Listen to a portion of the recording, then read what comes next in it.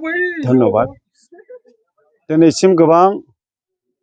बिसायख'थि फोसावदिं मिल जों फोसावनाय जाहैबाय गोबां गामि हाबबाय गोबां मन्दिर मस्जिद चार्च हाबबाय दिनैसिम जेरावखि थाङा रायजोफोरनिफ्राय मोजां मोनसे अनसायनाय मोनदों फैगौ जानाखि 9 थारिखआव जानो गोनां बिधान सभा एसेम्ब्लिनि सोमोन्दै जेलानाखि सावरायनाय जायो गामि गामि हाबहैनाय जायो जेरावबो नांगौ बायदि मोजां रेसपन्स मोननाय जादों थ' आङो बिथांमोनखौ आंनि गोसो गोरबोनिफ्राय रोजा रोजा साबायखर आङो जासिदों। दिनै सानसेनि हाबाफारि हिसाबै बबे बबे जायगायावहाय बिसायख'थि फोसावदिंनाय हाबाफारिखौ खुंफुंदों?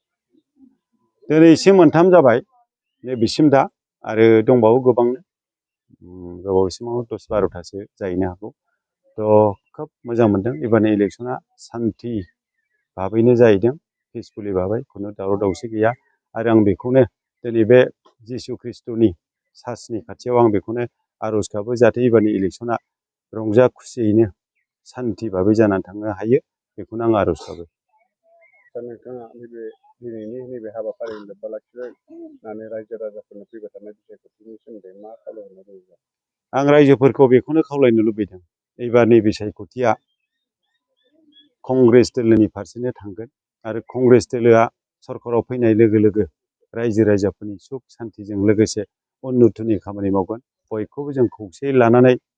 रंजा खुसि रायजो जागोन आरो आसाम हादरखौ जों जेसेबां हायो गोजौआव बोखोनो थाखाय जों खामानि मावगोन आरो जोंनि देशखौबो जोङो सारा पृथिबिनि मादावनो नामजादा मोनसे देश खालामनो जोङो गोसो जादों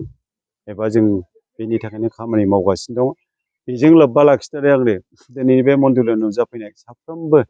रायजो राजा बिथांमोनखौ आंनि गोसो गोरबोनिफ्राय सिबिनाय जासिदों आरो लोगोसे आङो जोंनि 2 नाम्बार दतमा समस्तिनि रायजो राजाफोरखौ आं खावलायनो लुबैदों एबारनि भटखौ जाहाथे गावनि फेमिलि डेभेलपमेन्टनि थाखाय समाज डेभेलपमेन्टनि थाखाय आरो जोंनि जौगानायजों लोगोसे खौसेबाव जेसेबां जाथि आरो माहारि दङ जेसेबां धर्मनि दङ जों जयैनो मोनसे प्लेटफर्माव थानानै जाहाथे रंजा खुसियै जों रायजो जानो हायो बिनि थाखायनो बयबो बिथांमोना कंग्रेसनि आखायाव जाहाथे भटखौ होयो आरो जों साफ्रोमबोनि गोसोआव गोजोननायजों लोगोसे जौगानाय लाबोनो हायो बेखौनो आंनो बयनिसिमबो दिनै खावलायहरनाय जादों गोजोन्थों। नोंथां गमामायै देरहामारोबा ओनसोलनि जौगानायनि थाखाय मा मा हाबाफारि मावनो थांखि लादों? आङो देरहाखांनायनि उनाव